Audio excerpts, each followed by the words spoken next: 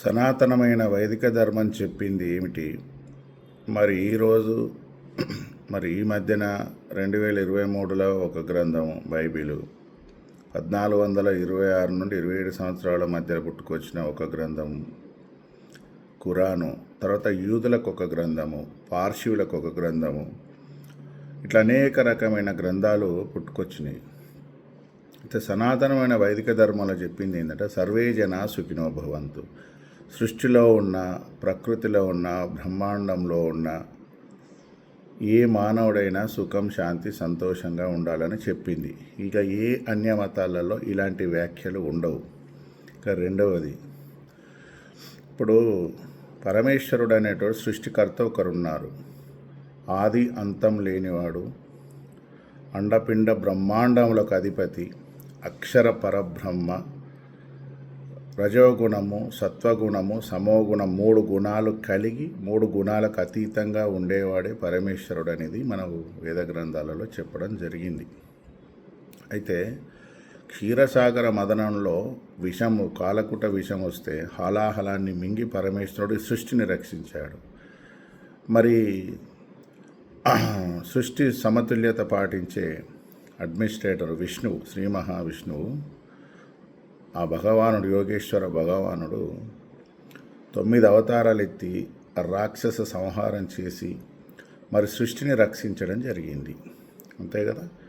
పరమేశ్వరుడు కూడా ఎన్నో యుద్ధాలు చేసి అతి భయంకరమైన రాక్షసుల నుండి ఈ సృష్టిని రక్షించడం జరిగింది. ఇక వీరందరూ బ్రహ్మ, విష్ణువు, మహేశ్వరుని పైన ఉండేది ఆదిశక్తి అమ్మవారు. ఎంతోమంది సైంటిస్టులు ప్రపంచవ్యాప్తంగా అన్వేషించి తెలుసుకున్నది ఒకటే. నోస్ట్రడామస్ కానీ, మార్క్స్ ముల్లర్ కానీ, ఎడ్వినార్ కానీ, ఈ మధ్యన కొందరు యువ శాస్త్రవేత్తలు ఈ సృష్టిని నడిపించే ఒక శక్తి ఉంది అని వాళ్ళు చెప్తున్నారు ఈ మధ్యన. కానీ వేదాలలో ఆ శక్తియే ఆదిశక్తి అని, అమ్మవారని, ఆ ఆదిశక్తి నుండే బ్రహ్మ, విష్ణు, మహేశ్వరుల జన్మ లభించిందని, 14 లోకాలను భువనేశ్వరి మాత ఏర్పాటు చేసి లాలించి పాలించే మాతయే ఆదిపరాశక్తి అనే విషయాన్ని మీరు గుర్తుంచుకోండి. మరి బ్రహ్మ, విష్ణు, మహేశ్వరులు కూడా రాక్షస సంహారం కొంతమందిని చేసే శక్తి ఉండదు.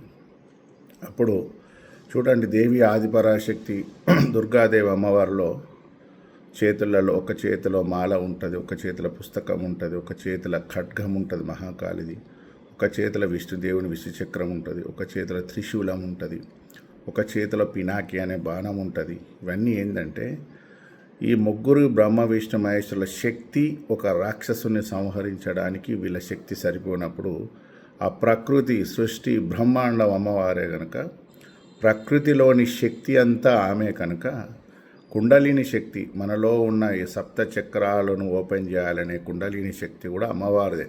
బ్యాక్ బోన్ స్పైన్లో చిన్న హోల్ ఉంటుంది, అదే కుండలిని శక్తిని జాగృతం చేస్తుంది మన లోపల. అయితే అమ్మవారు ధూమ్రలోచనుడు, నాగాసురుడు, బాణాసురుడు, రక్తబీజుడు, చంద్రముండు, శంభుని శింభుడు, తర్వాత అంధకాసురుడు, బాణాసురుడు, తర్వాత మహిషాసురుడు, ఇలాంటి బ్రహ్మాండాన్ని మొత్తం నాశనం చేసే రాక్షస సంహారం చేసి ఈ సృష్టి రక్షించడం జరిగింది. సనాతనమైన వైదిక ధర్మంలో ఉన్న విష్ణుదేవుడు, అమ్మవారు, తర్వాత పరమేశ్వరుడు ఈ సృష్టిని రక్షించడానికి ఎన్నో యుద్ధాలు చేసి సృష్టిని రక్షించారు కదా. మరి మీ ఖురాన్లో చెప్తున్న అల్లా కానీ, బైబిల్లో చెప్తున్న యెహోవా యేసు కానీ ఏ యుద్ధం చేసి ఏ రాక్షసును సంహరించి ప్రపంచం నుండి ప్రపంచ జనాభాను రక్షించారండి? అసలు వాళ్ళు ఎక్కడైనా యుద్ధాలు చేసినట్టు కానీ, వాళ్ళు ప్రపంచాన్ని రక్షించడానికి ముందడుగు వేసినట్టు కానీ ఎక్కడైనా ఆ గ్రంథాలలో ఉందా? లేదు కదా. ఇంకా రెండవది, ప్రకృతి యొక్క నియమం, పరమేశ్వరుడు పెట్టిన నియమం ఏంటంటే, సృష్టిలోని ప్రతి జీవి కూడా సంసార బంధం అనేది ఏర్పాటు చేసేసి రెండు స్త్రీ పురుషుల సంయోగం ద్వారా ఒక నూతన జన్మ అనేది వస్తుంది ప్రతి సృష్టిలో, ప్రతి జీవికి. సృష్టిలోని ప్రతి జీవి ఆచరించే కార్యక్రమం. అయితే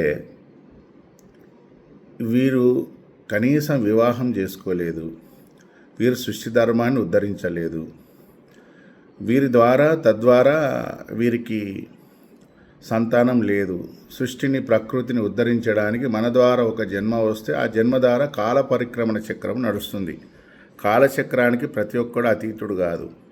వీళ్ళు కాలచక్రానికి అతీతులు. అతీతులు అంటే ఏంటిది? వీళ్ళు ఎక్కడ పుట్టిర్రు, ఏం చేసిండ్రు, అసలు వీళ్ళకి ఏ ఆధారము సాక్ష్యము లేదు. కేవలం యేసు ప్రభువు చనిపోయినాక 250 సంవత్సరాలకు, మహమ్మద్ ప్రవక్త చనిపోయిన 150 సంవత్సరాలకు వాళ్ళ ఐడియాలని పురస్కరించుకొని రాయబడిన గ్రంథాలు అవి అంతే.